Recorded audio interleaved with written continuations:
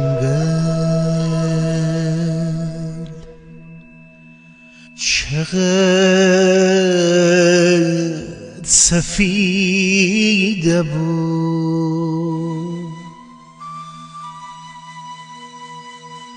ورف مرا تمیزه بود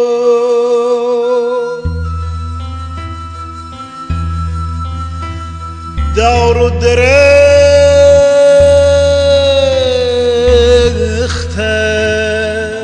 خوشگزی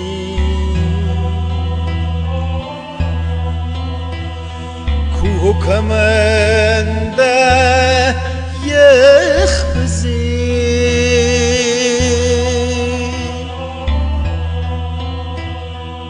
سرمجسد بیرون نیه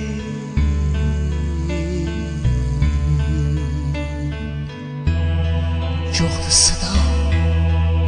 چه دورایی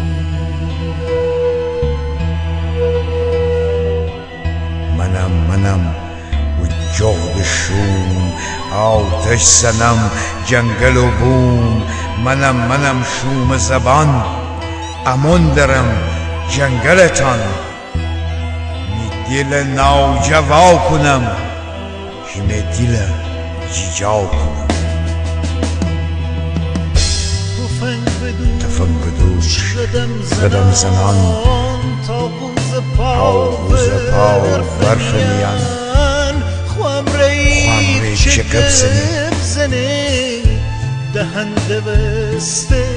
لبزنه نه اعتماد از عروسان نه بعضی از جنگل خوسن تختن درید می دشمنان خبر نرید از مردمان رمق نرم ده خستیم اکوی دیل دوستیم کو مرهای کنم بی خاک کوی بو کنم کو مرهای کنم بی خاک کوی بو کنم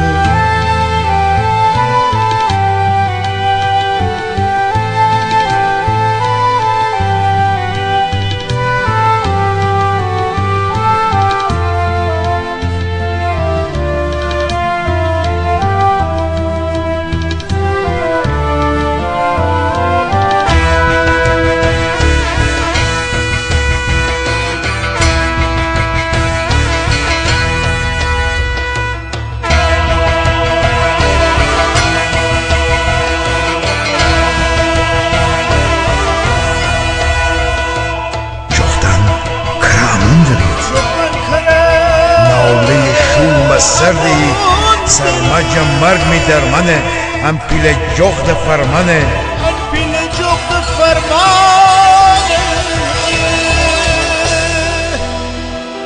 جنگل چقدر سفیده بود ورف مرا تمیزه بود